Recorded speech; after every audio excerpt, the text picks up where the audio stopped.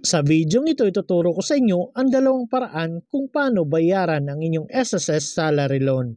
At ituturo ko na rin kung paano mag-generate ng Payment Reference Number or PRN. Kaya tara, samahan nyo ko at panoorin natin ang video na to. Pero bago yan, sa mga hindi pa nakasubscribe sa akin, kayo na ang bahala. So unang gagawin natin, punta lang tayo sa mga search engine na ginagamit natin kagaya sa akin Google Chrome. At pagkatapos, i-type lang natin ang sss.gov.ph. After that, may makikita tayong ganito, i-click lang natin ang Member Login.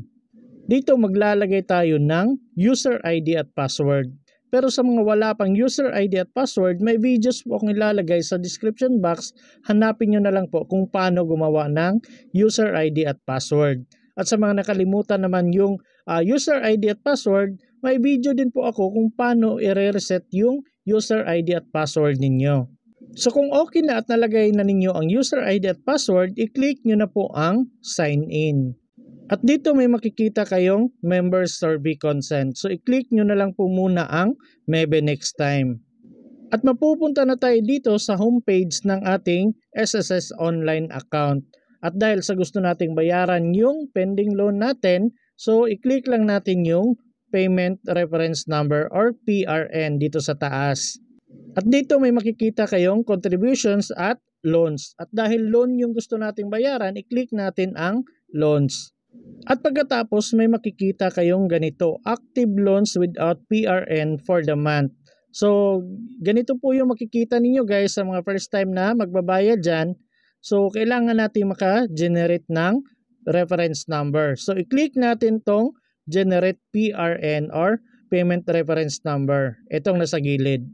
At makikita nyo po ang SOA ninyo dito or statement of account for the month. Kagaya sa akin, May ngayon, kaya May 2024 yung nakalagay. At dito sa statement of account ko ng May, may past due ako na 2,283.11. At dito sa baba guys, itong may square, itong enter total amount to pay, 2,283.11 yung nakalagay dyan. Pero pwede nyo pong i-edit yan. I-click nyo na lang po. I-delete nyo or i-edit nyo lahat. Kung magkano yung gusto nyo yung ibayad, pwede nyo pong ilagay dyan.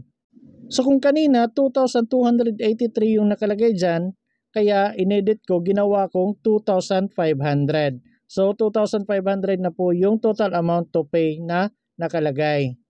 Pero depende pa rin po yan sa inyo kung magkano yung gusto ninyong ibayad. Sa akin gusto ko 2,500, pero kung sa inyo kung gusto niyo 1,000 lang yung ibabayad ninyo or 1,500, pwede niyo pong edit yan, gawin yung 1,000 or 1,500, pwede din po yan. At kung okay naman lahat, punta na tayo dito sa baba at i-click niyo tong submit request. After that, may makikita na po kayong ganito, PRN successfully generated. So, i-click nyo na lang po itong nasa baba, yung view loan list. At dito makikita nyo na po yung payment reference number ninyo. So, ito po yung payment reference number ninyo, itong nasa gilid. Tapos, itong isa, importante din yung loan account number. Itong nasa gitna, itong may square. At makikita nyo rin po yung amount to be paid. So, kagaya sa akin, 2,500 yung nilagay ko kanina, kaya yun po yung nandyan. Pero kung nagbago naman yung isip ninyo at gusto niyo yung mas mababa yung babayaran ninyo or mas mataas, i-click nyo na lang po ulit tong amount to be paid. So, edit nyo na lang po. So, kagaya sa akin, 2,500 pero pinalitan ko siya ng 1,200 kasi yun lang yung gusto kong ibayad. So, kapag ganyan guys, i-click nyo na lang po tong save changes. At pagkatapos may makikita kayo dito sa baba na changes had been saved. Itong total amount to be paid, pwede nyo po itong palitan anytime guys kung magkano lang yung gusto ninyong bayaran. Pwede pong bababa sa amount due at pwede ring tataas dyan. Basta hindi lang po lalagpas talaga yung ibabayad ninyo sa total amount of obligation. At ngayon ituturo ko yung dalawang paraan kung paano bayaran yung reference number na nakuha ninyo. Una is yung over the counter. So kung mag-over the counter kayo guys, pwede nyong i-click tong PRN, itong nasa gilid.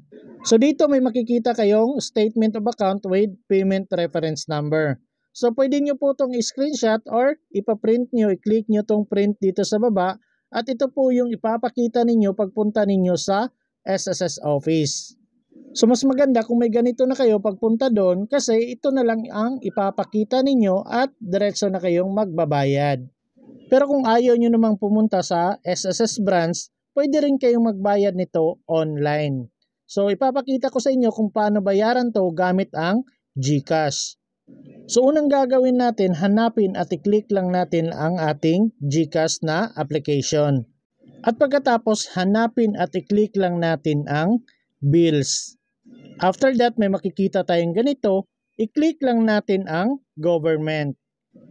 At dito, scroll down nyo na lang po hanggang sa makita ninyo ang SSS. Or kung mahirapan kayong maghanap, i-type nyo na lang po dito sa taas ang SSS.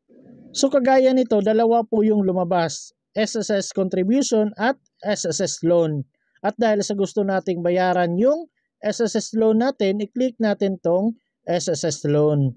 At pagkatapos mapupunta na tayo dito sa paglalagay ng amount. So yung amount na ilalagay ninyo, yun po dapat yung amount na nilagay ninyo doon sa pag-generate ng PIN. Yung amount to be paid. Ito po yung itong nandito sa picture. So kagaya sa akin, 1,200 yung nilagay ko kanina, kaya yun po yung nilagay ko dito. At pagkatapos dito naman tayo sa baba sa paglalagay ng PRN. So kung ano yung PRN or Payment Reference Number na nakuha ninyo kanina, yun po yung ilalagay ninyo dito. So makikita po yung Payment Reference Number dito po sa picture. Ayan, ito pong may square. So yun po yung nilagay ko dito. At dito naman sa baba, yung account number. So yung account number na ilalagay ninyo guys, make sure parehas din sa account number nung nag-generate kayo ng PRN. So makikita nyo naman po yung account number ninyo dito. So ito pong may square. So yun po yung ilalagay ninyo dito sa account number. At kung tapos na, dito naman sa baba yung payer type. So pumili lang po kayo kung employer or individual. So kagaya sa akin individual, kaya yun po yung pinili ko. At dito naman sa baba, pumili kayo kung saang country kayo. So kagaya sa akin Philippines, so scroll down ko na lang hanggang sa makita ko itong Philippines. At dito naman sa baba, yung paglalagay ng email address. Itong paglalagay ng email address guys, optional lang po. Pero advice ko sa inyo, mas maganda talaga lagyan ng email address para lahat ng mga binayad ninyo, yung mga resibo, makikita nyo doon sa email na nilagay ninyo. So if ever na may mga bayad na hindi pumasok, may mga resibo kayo sa email na makikita ninyo. At kung okay na, punta na tayo dito sa baba at dito may makikita kayong protect your bills now. So kung nakikita nyo yung box, may nakalagay na check. Pero may charge po siya na less than 1%. Kung gusto niyo yung mag-charge guys, ilagay nyo po yung check. Pero kung ayaw nyo, tanggalin nyo po yung check, i-click nyo na lang po yung box. At kung okay na at na-double check nyo na lahat, i-click nyo na po ang next. At pagkatapos may makikita na kayong ganito. So kung nakikita ninyo 1,200 lang yung dapat bayaran natin pero naging 1,208 kasi may service fee po siya na 8 pesos. So kung okay na at na-double check nyo na lahat, i-click nyo na po ang confirm. At pagkatapos may makikita na kayong ganito, payment received. So kapag ganyan na guys, antayin nyo na lang mga ilang minuto, oras or araw at magre-reflect na po yung payment ninyo doon sa inyong loan.